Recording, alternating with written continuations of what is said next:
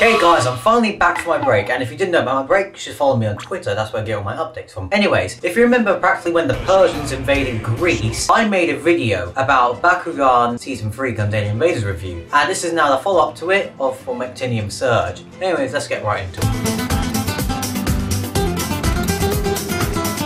Now, how to summarize the anime? Well, Bakugan in space gets messy when Dan learns his battling directly threatens Earth. Drago's exposure to Code Eve has infused him with incredible power, causing him to unwillingly release a MECHTOGAN called Zenthon, a new mysterious entity that wreaks havoc whenever Drago battles. While Dan attempts to regain his control over Drago's new powers, and an incident's enemy called Chaos Army of Chaos Bakugan engineered for total world domination. Will Dan be able to get hold of Drago's power before it's too late? And yeah, basically, this is one hell of a dumpster fire of an anime. And well, to summarize some of the main plots of the story, well, firstly, Dan and Drago literally get possessed by the bloody rage from Mortal Kombat vs. DC Universe. Emo Hitler decides want to come back. I mean, Barodius, sorry. Dan and Drago give birth to a fucking robot. Normal things in anime. Spectre makes a comeback. Dan and Barodius can also read each other's minds. Dan and Drago just magically fuck off the new destroyer because, you know, why the bloody hell not? Leaving everyone else to fend for themselves in Bakugan space, which has basically become Sword Art Online. And there's also some weird AI drug dealer, and unfortunately Fabia becomes queen of Nethia and doesn't get more than like half a minute of screen time, which is just a lot of shit. So now that we've established that Bakugan Mechtanium Surge, the first arc, is a load of shit and a clusterfuck of ideas, we're now going to talk about all of the weird shit in it, like the stuff they use to sell toys. So firstly, the MECHTOGAN, which is literally Bakugan Mecha, and somehow in the anime they're created by energy, which energy creating metal doesn't make any sense, but then again it is an anime. The next thing is Bakugan Fusion, which is pretty simple, just two Bakugan fusing together. However, in toy form, all you do is just move one up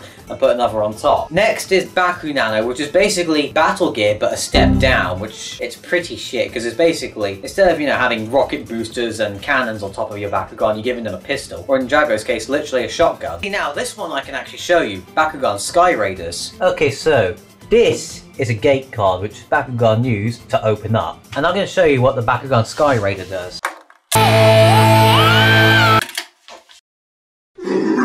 That's right. It literally does a backflip. This is peak toy making right here.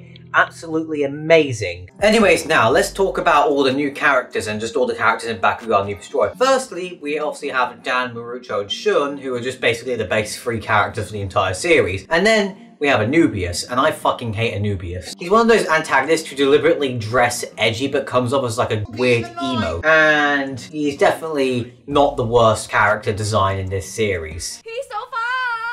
First character design definitely goes to the character Ben. I mean, his haircut is just awful. He looks like my friend Sean. Next character we have is a character called Selon, who's basically Anubius but female, and also basically just another bad guy. And she's basically Darjeeling from Girls and Panda if she was just evil, which, yeah. And now the next character we have is Magmel, and Magmel is basically just Emperor Barodius wrapped in golden foil and given telepathy with Dan, and that's literally, it's just Emperor Barodius, there's nothing really to scream about. Following along with the trend of bad haircuts in this series, we have Raph, who, I don't think that's his name, but he's literally just a knight from Nethia and nothing interesting about him. And there's also Paige, who I thought was actually a boy for a little while, but it's actually a girl, also following on with the trend of bad haircuts. And finally, a fucking drug dealer, a computer drug dealer designed to sell you illegal in-game items, Dylan, who's also following on with the, not even actually, no, he's in his own class of mid-2000s haircuts. It's been a year, Daddy.